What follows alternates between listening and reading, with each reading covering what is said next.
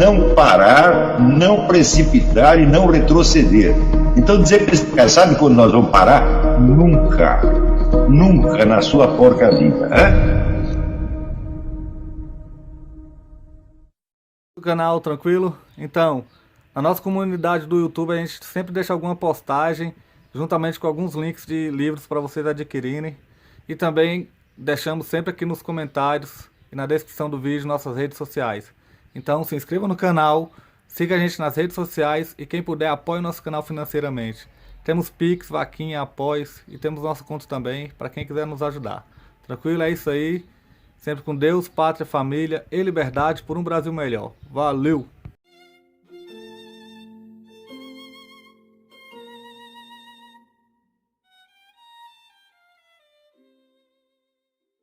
Quando, vamos dizer, as questões que agitaram a vida dos nossos antepassados já desapareceram completamente da memória e os seus efeitos foram apagados, então certamente o passado não pesa nada. Se você disser, por exemplo, a eclosão do nazismo, o passado pesou alguma coisa, o passado imediato, que era o Tratado de Versalhes, o país sendo oprimido, etc, etc. Bom, isso pesou alguma coisa. Bom, as tradições nacionalistas, patrióticas, também pesaram. O alemão sempre sonhou ter uma religião só dele. E sonhou inventar uma religião. Na verdade, inventou. Inventou várias até. Então, bom, ali tem um passado, mas esse passado pesou porque as pessoas o conheciam. Essa mitologia germânica toda. Bom, o nego lia isso nos livrinhos de infância, ele via isso na ópera do Wagner, isso aparecia no romance. Então, é uma coisa que está presente para ele. Mas você acha, sei lá, que a Guerra do Paraguai, ou a Batalha de Guararapes, está tão presente na memória brasileira ao ponto de poder pesar em alguma coisa? Desapareceu completamente. E só interessa a memória de curto prazo. Agora, por que eu posso perceber isso e os cientistas sociais não podem?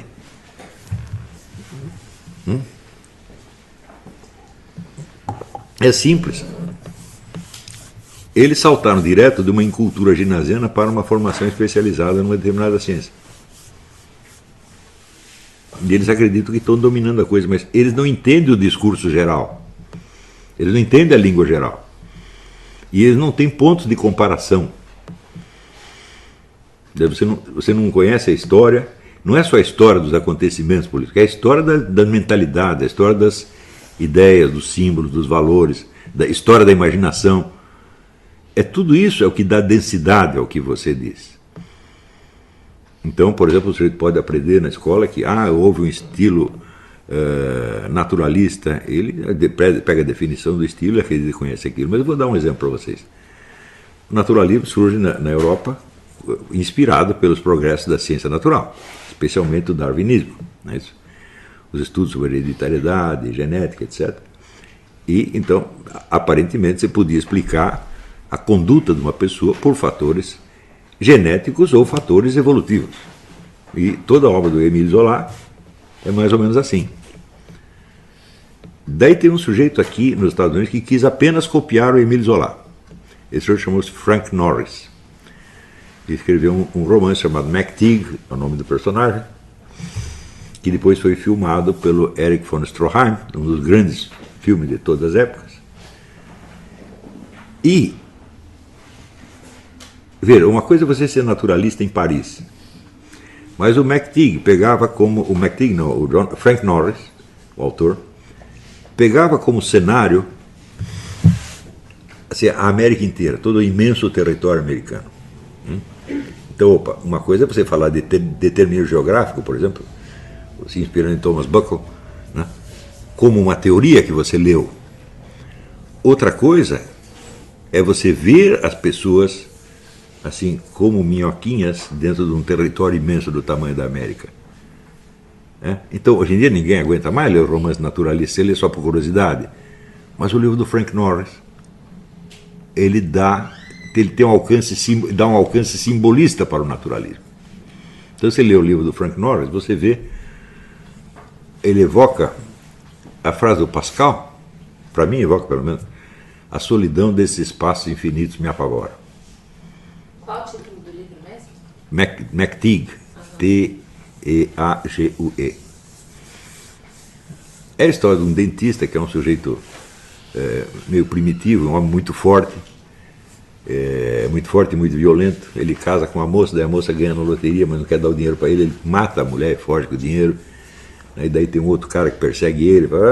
É uma tragédia, mas tudo isso se dá dentro do cenário americano. Então, bom, o naturalismo transposto ao território americano adquiriu uma significação épica que ele por si mesmo jamais poderia ter. Então, você veja como, por exemplo, esses nomes de estilos não significam grande coisa. Simbolismo, romantismo, naturalismo, realismo. Bom, pode querer dizer muita coisa, porque você só tem o equivalente, você não tem o equivalente científico dessas ideias, você só tem o equivalente imaginativo. Eu, por exemplo, eu guardo a recordação do romance do Émile Zola e guardo a recordação do livro do Frank Norris, tá certo? Onde o naturalismo alcança uma dimensão de profundidade que os simbolistas estavam tentando obter fugindo do naturalismo. E assim por diante. Também eu sugiro que vocês leiam 2 livros no Brasil. Um se chama A Amazônia Misteriosa, do Gastão Cruz. E o outro é A Selva, do Ferreira de Castro, é um romancista português. Ora, A Selva do Gastão Cruz é assim, é um monte de coisa verde com jacarés e boias, né? umas flores enormes, né? Uma floresta densa na qual você não enxerga nada. É isso a Amazônia dele. Agora, o Ferreira de Castro enxerta o fenômeno amazônico dentro da história humana. Então, de repente, a Amazônia não é mais um acidente geográfico, ela é um cosmos inteiro, no qual, vamos dizer, os seres humanos lutam, vamos dizer, para realizar seus objetivos e são várias vezes derrotados, não só pela paisagem, evidentemente, pela invencibilidade da paisagem, mas também por toda a conduta dos seus semelhantes. Então, de um lado você tem o naturalismo na sua expressão mais crua, né? Então, é ainda, como no romantismo, a busca da cor local. Então, de repente, a literatura brasileira se povoa de jiboias, e macacos pregos, e tamanduás, etc, etc. Né? O modernismo fez isso. Né? Aqueles quadros da Tarsila do Amaral, aqueles homens com um pezão desse tamanho. Né? E o único negro que entendeu a Amazônia foi o português, meu Deus do céu. O Ferreira de Castro é um tremendo romancista, tremendo. O Ferreira de Castro era comunista, mais comunista que Lenin. Ele disse, sim, mas ele era comunista ideologicamente, o que não quer dizer que a imaginação dele fosse comunista. Você vê, muitas vezes, por exemplo, a melhor coisa que eu li sobre o romance do Graciliano Ramos, Vidas Secas, é um ensaio do Otto Maria Carpo, onde ele vê a ressonância do hinduísmo no tratamento da paisagem, sobretudo do personagem, a cachorra chamada Baleia. Ele diz, não, isso aí é uma visão hinduísta do cosmos. E ele tem razão. Agora, o Graciliano Ramos também era comunista. Então, vamos dizer, a ideologia do cara é uma coisa, a imaginação dele é outra. Quer dizer, se a imaginação for apenas um traslado da ideologia, então não é uma obra de arte, porque é apenas propaganda e não vai sair do nível do debate ideológico do momento, que é o que acontece com os primeiros livros do Jorge Amado. Jorge Amado tornou-se um romancista aos poucos, à medida que ele foi deixando de obedecer, de servir ao partido e deixou sua imaginação voar.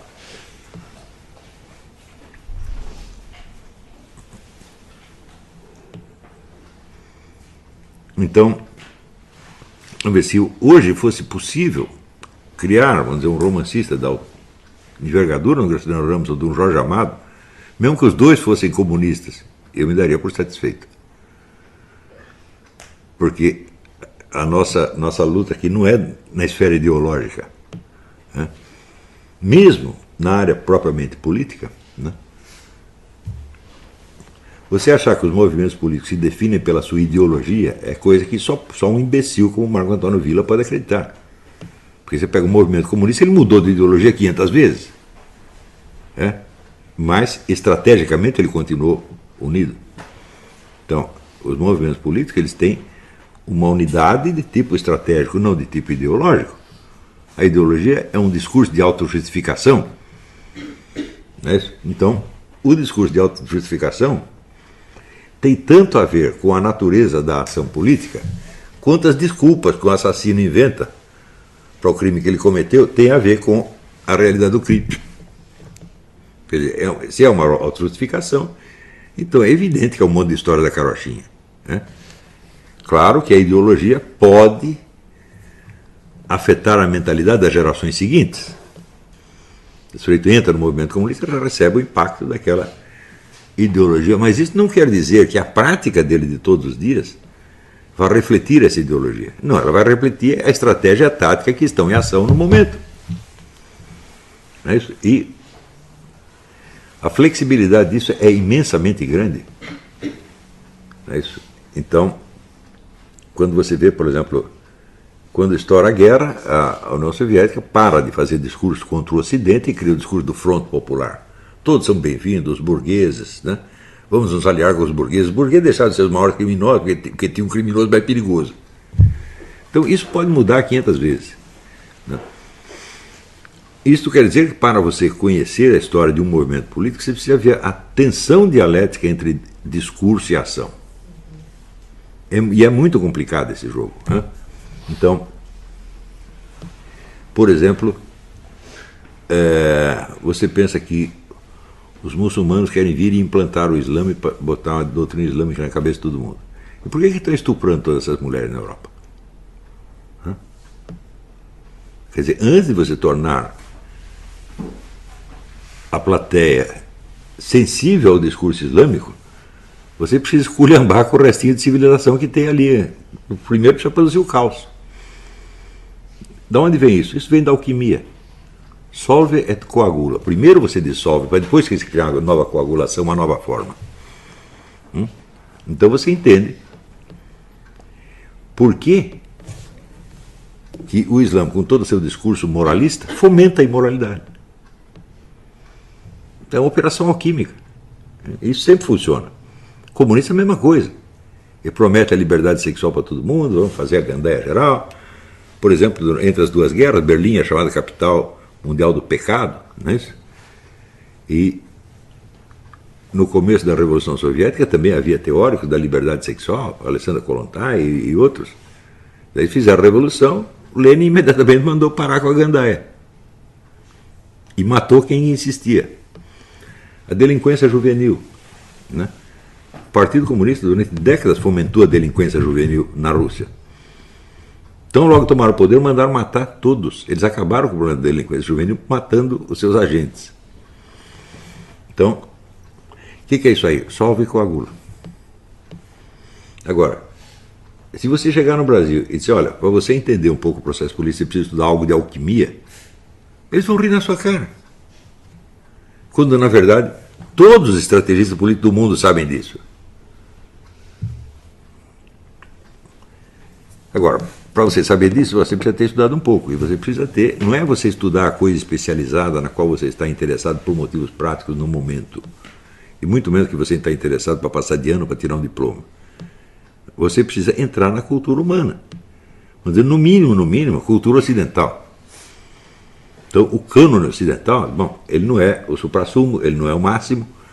Se você pensar, por exemplo, no Oriente Islâmico, você tem mais e melhores poetas do que no Ocidente inteiro. E o Irã sozinho tem mais e melhores filósofos do que a Europa inteira.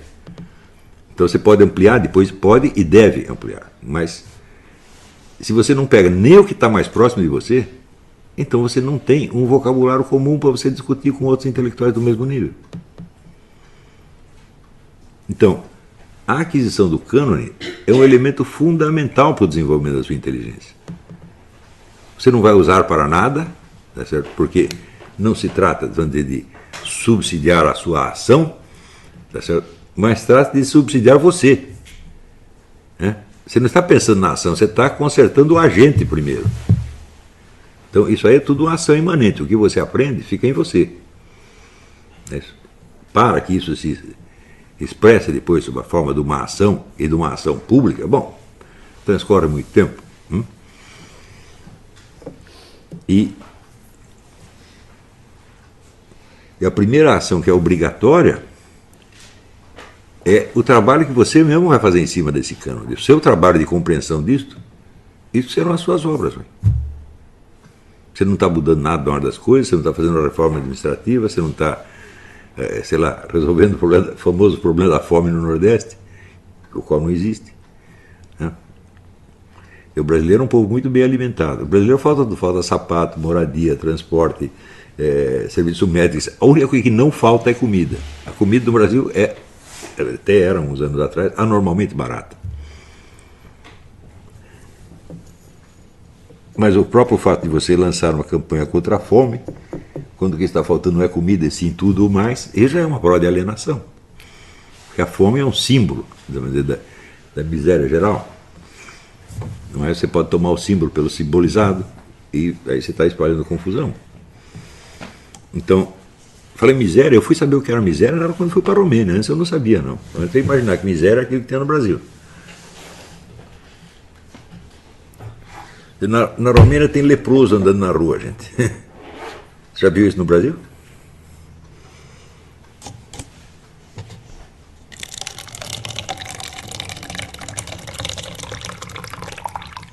Na Romênia tem hordas de cachorros soltos na rua que podem estraçalhar você em 1 minuto. Tem isso, né? Tem exércitos de meninos de rua pedindo esmola. Fizeram a contagem em São Paulo quantos meninos de rua tinha em São Paulo, a cidade de 20 milhões de habitantes, tinha 5 mil. 80% deles tinha casa, pai e mãe. Então os meninos de rua são um problema no Brasil? São um problema de você dar umas palmadas na bunda do cara e mandar eles para casa. É esse o único problema. Mas na Romênia não. Eles não tinham mesmo para onde ir. Você vê, na Romênia, o McDonald's era um restaurante de luxo. A gente economizava meses para ir no McDonald's. Eu vi isso, coisa de 2 horas.